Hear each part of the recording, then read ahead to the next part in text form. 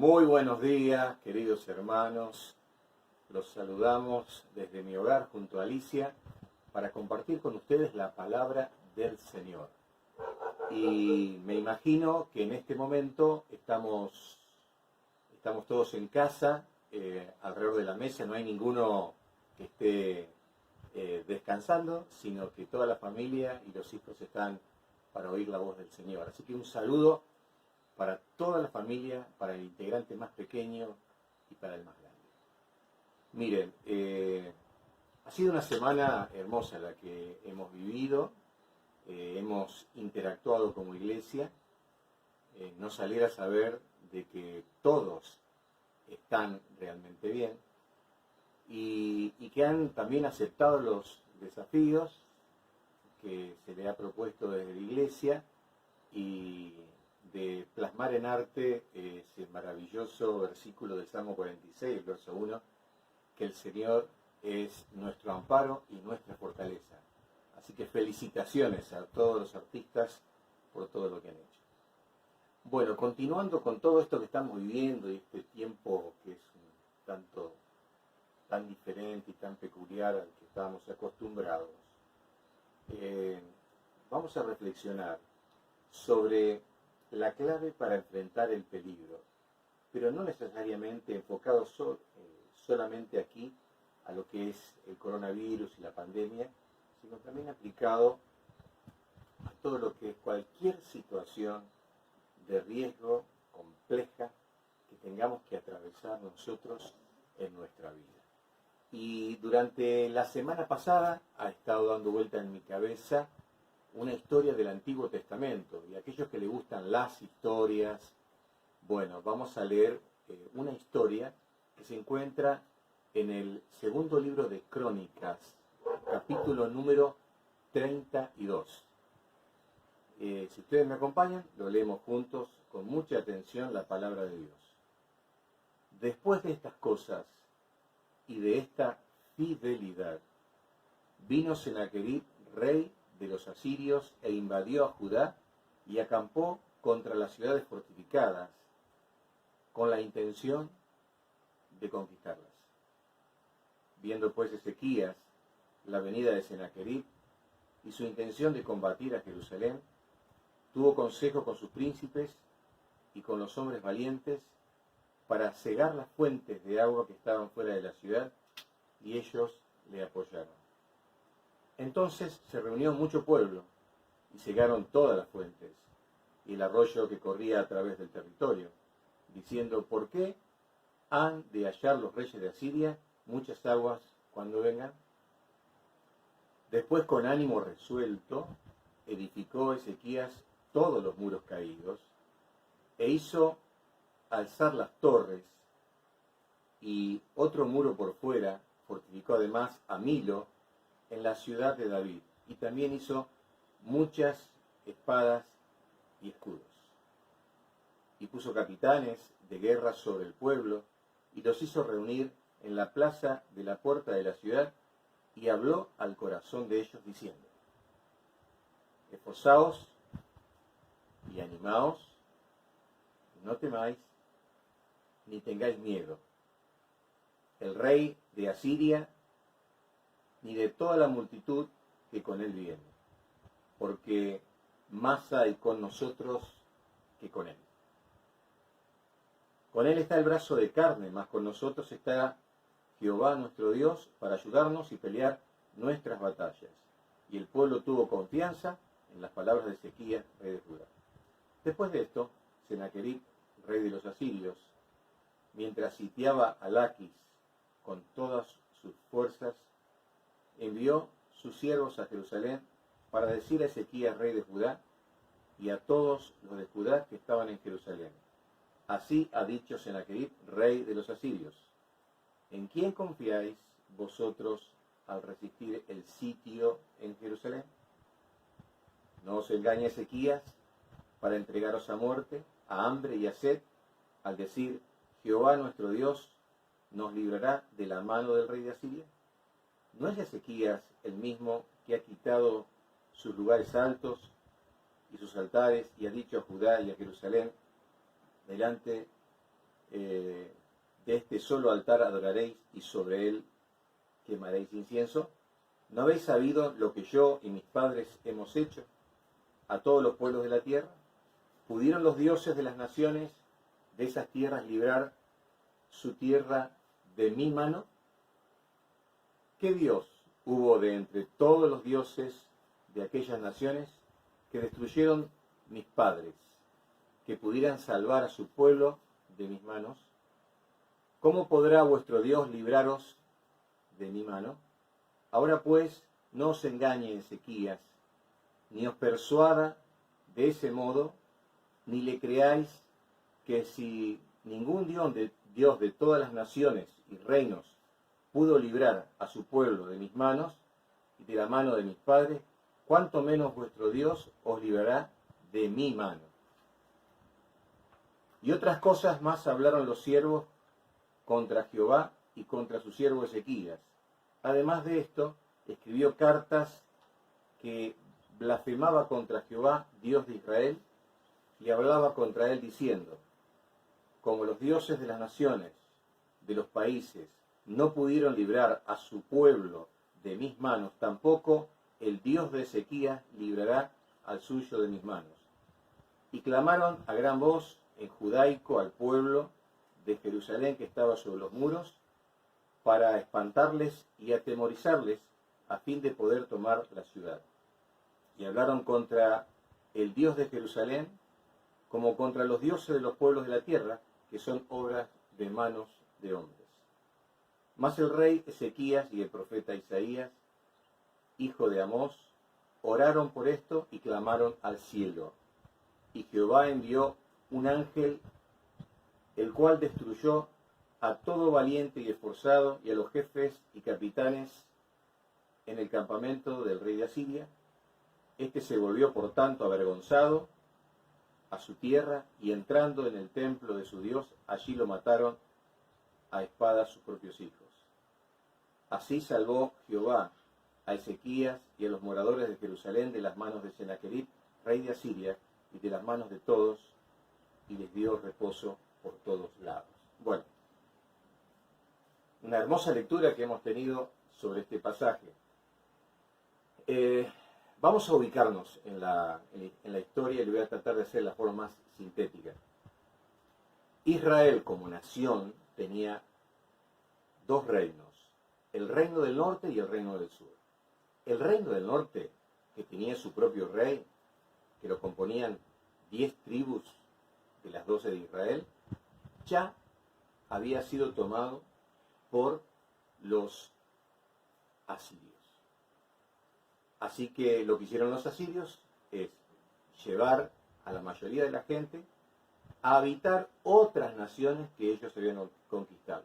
Y trajeron gente de otras naciones para que habitaran la tierra. Y de esta forma mantenían un control de todo su imperio, que tenía el propósito, así como en su momento lo tuvo Hitler, de controlar y conquistar el mundo entero. Por otro lado estaba el reino del sur. El reino del sur tenía su sede, digamos, su capital en Jerusalén. Lo componía la tribu de Judá y la tribu de Benjamín. Y también se aceptaban todos aquellos que eran de las otras tribus, pero que se identificaban, digamos, con la vida, las normas y las leyes del Señor, que habían dejado de cumplirse en el reino del norte, por lo cual el reino del norte cayó, digamos, 100 años antes de que caiga el reino del sur, ¿no? Que en el caso del reino del sur fue con los caldeos, ¿se acuerdan? Nabucodonosor. Entonces, aquí nos encontramos en el reino del sur, nos encontramos en Jerusalén, el rey Ezequías. ¿Quién era Ezequías? Ezequías era un rey modelo. Ezequías era una persona que la misma palabra de Dios dice de que no hubo un rey como él, a pesar de que tenía un papá que fue un muy mal rey, y una persona perversa y que pecó muchísimo contra Dios y contra la nación. Esto también no es una excusa de que si nuestro entorno es nocivo, si nuestro corazón está dispuesto, bajo las peores condiciones, Dios puede hacer crecer el corazón de alguien que le agrade y que tenga una vida realmente piadosa. Este rey, cuando muere, digamos, asume cuando muere su papá. Nos dice la Biblia, porque este pasaje tiene dos pasajes paralelos, que es interesante poder leerlos. Uno está en Segunda Reyes, capítulos 18 y 19, que los vamos a usar en algún momento. Y también Isaías, capítulo 36 y 37, cuentan la misma historia. Así que esas tres historias es como que se complementan entre sí. Hay que leerlas a las tres si queremos tener un conocimiento cabal. Es muy interesante poder leerlo. Les animo en la semana a poder hacerlo. Y cualquier duda que surja, ustedes pueden preguntar. Es muy interesante. Surgen muchas cosas aquí. Allí en Segunda Reyes 18, dice que cuando él asume el reino, Ezequías tenía 25 años. Y fue rey en Judá, en el reino del sur, durante 29 años. ¿Qué significa esto? Que esta persona vivió 54 años. Esos 29 años fueron el periodo de su reinado. Ahora es muy interesante ver en el capítulo 20 de Segunda Reyes, lo tenemos aquí también en el versículo 24 del capítulo 32 y en el capítulo 38 de Isaías, se nos menciona la enfermedad mortal de Ezequías, a tal punto de que estaba tan grave y sufriendo muchísimo, posiblemente una úlcera, una infección mortal en todo su organismo, que Dios manda al profeta Isaías y le dice: pon en orden tu casa porque de cierto morirás. Entonces se va Isaías y él se pone a llorar en la presencia del Señor, ora, y dice: siendo tan joven y habiendo hecho las cosas que hice bien delante del Señor, me pasa esto, y le pide a Dios la vida. Y entonces el Señor le dice a Isaías: vuelve y decile que le doy 15 años de vida. Así que si nosotros restamos de los 54 que él vivió, le restamos 15 años, 39 armas de muerte. Notemos ese detalle. Así que el Señor lo sana y le da una señal. Él tenía un reloj y ese reloj se podía distinguir la hora por la sombra que iba corriendo a medida que la Tierra iba girando alrededor del Sol. Y entonces Dios hizo que, digamos, descendiera, se atrasara, mejor dicho, 10 grados. Y esa fue la señal. Y Dios le dice en esa señal, por el profeta, que le añadía 15 años y también que el rey de Asiria, que no iba a venir a atacar ni a él ni a la ciudad. O sea, no la iba a poseer. Una promesa digamos, muy concreta y con esa señal que le dio. Ahora, cuando nos encontramos acá, volvemos al pasaje, fíjense ustedes, después de estas cosas y de esta fidelidad, dice, en el capítulo 32, de esta fidelidad, ¿qué fidelidad? Bueno, todo está escrito en 2 Reyes 18 y 19. ¿Qué pasó? Apenas entra en ejercicio el rey Ezequías, hace un pacto con Dios. Señor, yo voy a hacer todo lo contrario de lo que hizo mi padre. Voy a destruir todos los altares a otros dioses, voy a restituir el servicio del templo, voy a ordenar las cosas, quiero hacer las cosas bien. Asume un compromiso, apenas inicia. Y bueno, el Señor lo apoyó totalmente porque vio la disposición del corazón de un joven. Notemos eso. Así que lo primero que hace es restaurar las puertas, porque el padre las había cerrado. El padre hasta había roto los utensilios de oro. Bueno, un desastre. Pero él restaura las puertas, convoca a los sacerdotes, a los levitas, los ordena para que ellos se reinicie el culto, establecen los turnos, puso a los que van a tocar instrumentos, a los que iban a cantar, y había una alegría, todos alborozados porque las cosas se comenzaban a hacer bien. Es que tal vez en algún momento de la vida uno se tiene que dar cuenta que si algo está mal, hay que cambiarlo. Y él, siendo un joven, tomó esa decisión y bendijo a toda una nación por el deseo de cambiar. Qué importante que es que nosotros tomemos decisiones firmes delante del Señor y gocemos, por lo tanto, de su respaldo. No solamente esto, dice la Biblia que festejó la Pascua después de tantos años que no se hacía. Así que hizo una gran convocación, digamos, nacional de todo el reino. Invitó a los israelitas del reino del norte.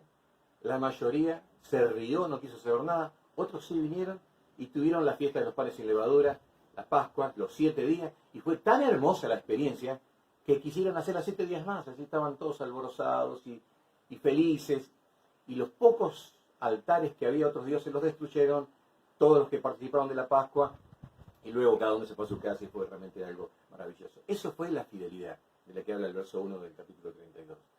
Pero fíjense, seguido a esto, viene Sennacherib a atacar para destruir. Hermanos, que nosotros seamos fieles a Dios y hagamos las cosas bien, no significa que no vamos a tener pruebas, que no vamos a tener problemas. Dios, a través de todas estas experiencias, va puliendo nuestras vidas y va haciendo ajustes mucho más finos en nuestra vida para que podamos sacar lo malo de nosotros. Ahora, ¿por qué, digamos, tenía que ser tan respetado este enemigo? Porque Sennacherib pertenecía a la nación asiria, y yo cuando les dé algún dato más, ustedes harán memoria de lo que hemos estudiado oportunamente. Tenía su capital en Nínive. Cuando pensamos en Nínive, ¿a qué profeta asociamos? A Jonás. Entonces nos acordamos de la misión de Jonás de ir a hablarle a esta nación, literalmente una nación guerrera. Así como los espartanos en Grecia nacían para ser guerreros, bueno, en esta nación ellos también nacían para ser guerreros, porque su plan era conquistar totalmente el mundo. Así que comenzaron a someter a la nación. Eran despiadados. Mataban sin misericordia, cortaban las orejas de la gente, le cortaban las narices, los dejaban ciegos, los desollaban vivos, los empalaban, hacían cosas terribles. En el caso de la invasión a Babilonia, no solamente mataron gente, hicieron estragos y todo lo demás, sino que la destruyeron, la dejaron hecha polvo a la ciudad, porque ellos querían que surgiera esto de que todos se enteraran de lo perverso que eran, y de esta forma no pelearan y se rindieran, y ellos no tenían que sacrificar a sus soldados en la guerra y tomar posesión sin el uso de la fuerza. Pero ellos son los protagonistas principales, los iniciadores, podemos decir, los pioneros de lo que se puede llamar la guerra psicológica. ¿Por qué?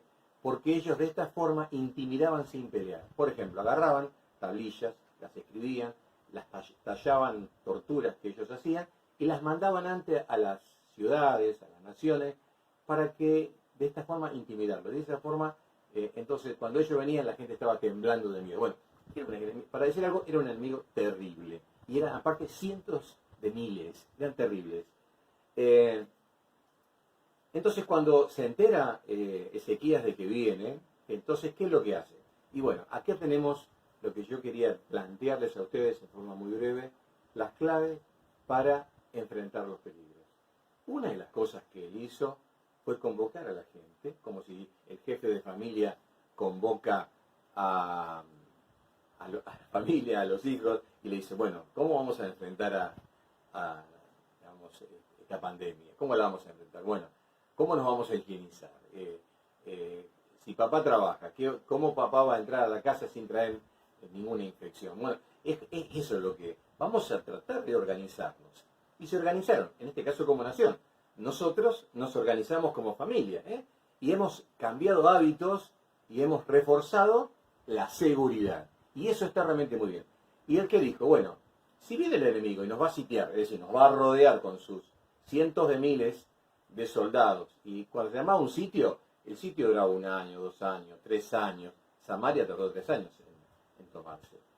Así que el tiempo necesario hasta que la gente ya no tenga que comer, no tenga que beber, y entonces se rinda. Y entonces ellos entraban y hacían lo suyo. Ellos dijeron, ¿por qué le vamos a dejar las fuentes de agua? Esas, digamos, esos pozos con agua que tenían, ¿por qué lo vamos a hacer? ¿Para que se abastezcan? No, los vamos a cerrar. Entonces cerraron todos los pozos. Había un arroyo, también lo cerraron. Y una de las cosas lindas que había hecho Ezequías para Jerusalén, que no tenía un río que cruzara por dentro, hizo un acueducto cavado en la roca, donde desvió el curso de un arroyo y sí entraba agua adentro de la ciudad. Bueno, esta es una de las cosas que se mencionan de las buenas que hizo él. Así que hicieron eso. Y no solo eso, sino que también reedificaron los muros caídos. También edificaron muros nuevos de protección.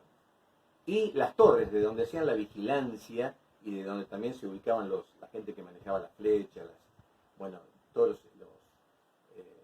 digamos, la resistencia, la defensa de los muros, le hicieron más altas. Y otra cosa que hicieron también es construir y hacer más escudos y más espadas para todo lo que sea la lucha cuerpo a cuerpo. Así que se dijeron, bueno, vamos a defendernos, vamos a defendernos. Y también animó al pueblo. Es como que no vamos a enfrentar esto como vencidos. No, el Señor nos va a ayudar. Qué hermosa la tarea de un líder, qué hermosa la tarea de un jefe de hogar, que anima y alienta a la familia en cómo se tienen que hacer las cosas.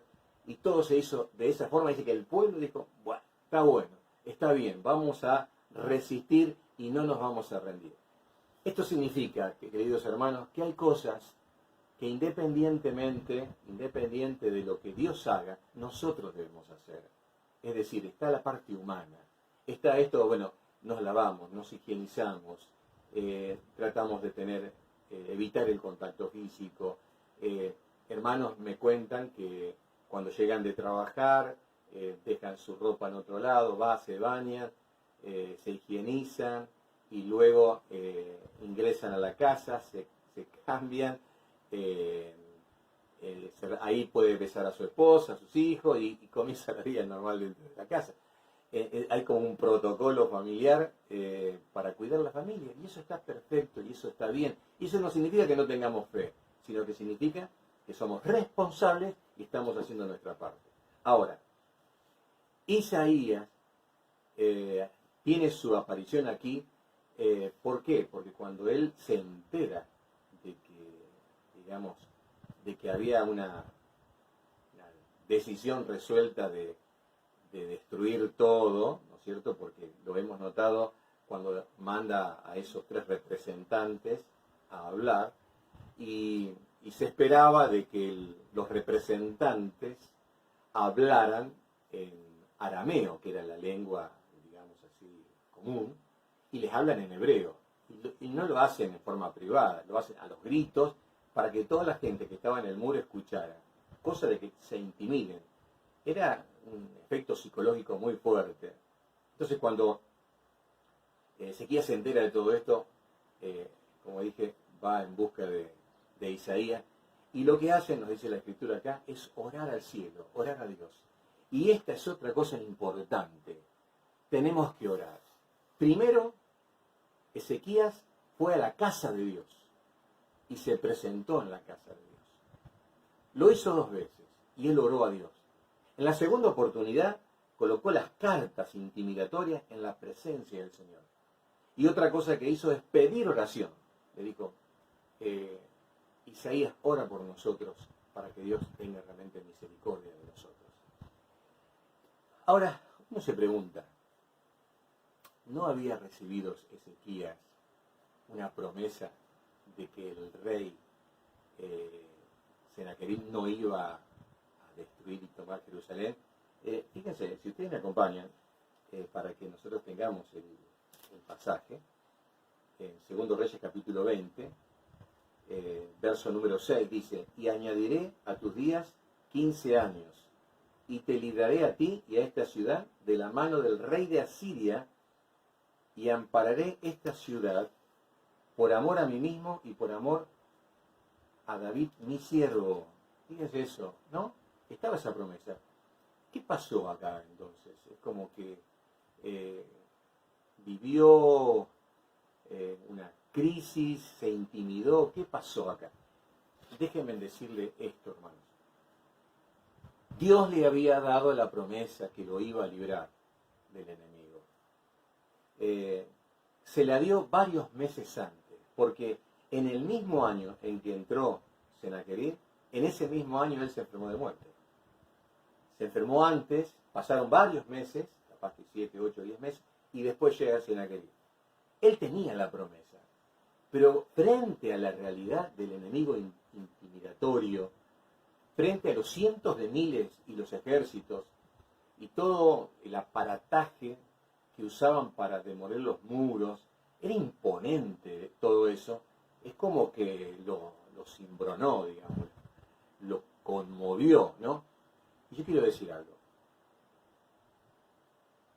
Frente a la realidad de una prueba muy dura, es como que entramos en una crisis y en nuestra mente se genera una batalla. ¿Podré? ¿No podré? ¿Dios me apoyará? ¿No me apoyará? ¿El Señor cumplirá su promesa? ¿No la cumplirá? Y estamos allí como que en una batalla y que un día estamos con más fe, otro día con menos fe. Y pasa eso de que hay una lucha porque el enemigo lo palpamos, lo vemos, está ahí, se siente el rugir del león que nos quiere comer. Y hermanos, vamos a decir algo importante. Lo que Dios promete, Dios lo cumple. Repito, lo que Dios promete, Dios lo cumple. Y si Él prometió algo, no es hijo de hombre para que se arrepienta. Dios dijo algo y lo cumple, porque no puede negarse a sí mismo. Él es fiel. Y si Dios deja de cumplir su promesa, dejó de ser Dios. Porque Dios no puede dejar de decir la verdad y de cumplir lo que Él mismo se ha comprometido. Así que si Dios le dijo a él que lo iba a librar de Sennacherib y del ejército, lo iba a librar. Él empezó muy bien armando toda la resistencia. Pero cuando oyeron las voces de los representantes de Sennacherib, es como que ahí fue una guerra psicológica. Hermanos, Satanás viene a meternos pensamientos, como diciendo, no vas a poder, te vas a enfermar, te va a ir mal, no vas a tener, y todo eso, hermanos, no debemos creer. Porque tenemos en la Biblia promesas que dicen, no te dejaré, no te desampararé. Yo estoy con ustedes todos los días hasta el fin del mundo. Esa es la promesa que tenemos. Y fíjense, en el devocional de hoy de la iglesia, ¿qué se nos dice? Que si Dios no escatimó ni a su propio Hijo, sino que lo entregó por amor a nosotros, ¿cómo no nos dará con Cristo todas las cosas? Si Dios nos dio lo más importante, que fue su Hijo, muriendo en la cruz por nosotros. Hermanos, coronavirus, o llámese lo que sea, enfermedad, crisis financiera, lo que sea, no es nada en comparación. Entonces podemos confiar tranquilamente de que el Señor cumplirá sus promesas.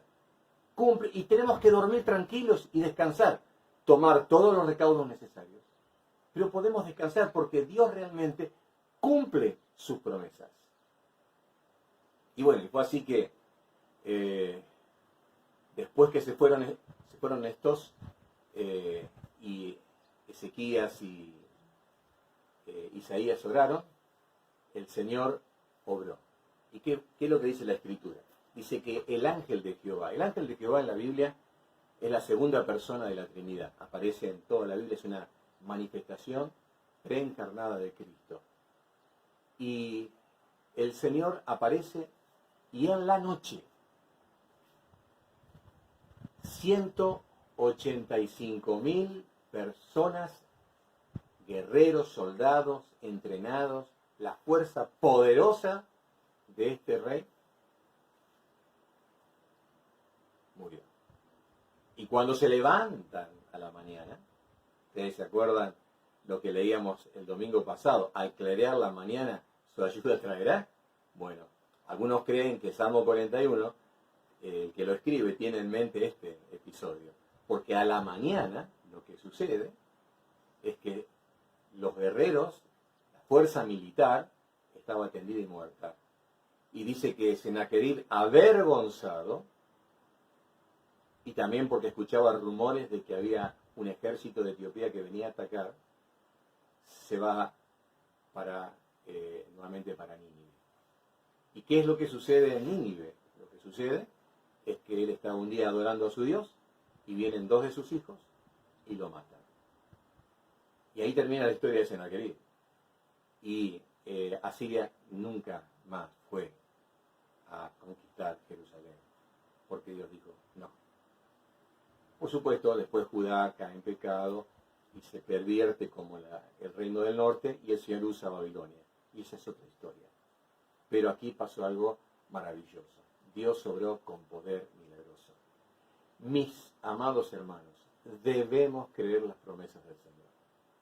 Y en nuestras batallas mentales, creámosle a la palabra de Dios. La palabra de Dios es viva, eficaz, es poderosa y tiene verdades que nosotros tenemos que grabar en nuestro corazón. Papá, graba esas verdades en la mente de tus hijos, en la mente de tu esposa. Maestro, grabemos estas verdades en la mente de los niños. Líderes, grabemos estas verdades en la mente de nuestros discípulos, porque estas verdades nos librarán de situaciones donde la batalla mental hace la diferencia. Y si nosotros nos disponemos a creer la palabra del Señor, por más que el ejército nos rodee, por más que blasfemen y nos intimiden, la última palabra la tiene el Señor. Así que nosotros vamos a confiar en las promesas del Señor. Y se imagina, fue una fiesta esto, fue algo tremendo. Todas las naciones se enteraron, venían, le traían presentes a Ezequías. Bueno, fue algo realmente maravilloso y él vivió esos, 15 años que le restaban, preparando al sucesor, bueno, y tuvo tiempo para hacer las cosas, cometió algunos errores, lo pueden leer, pero cuando se hace el balance general de la vida de Ezequías, bueno, fue un rey conforme al corazón de Dios, realmente es así.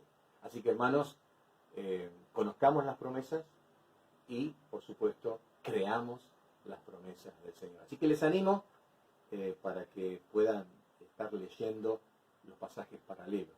Repito, Segunda Reyes 18-19, Isaías 26-37 y lo que acabamos de leer.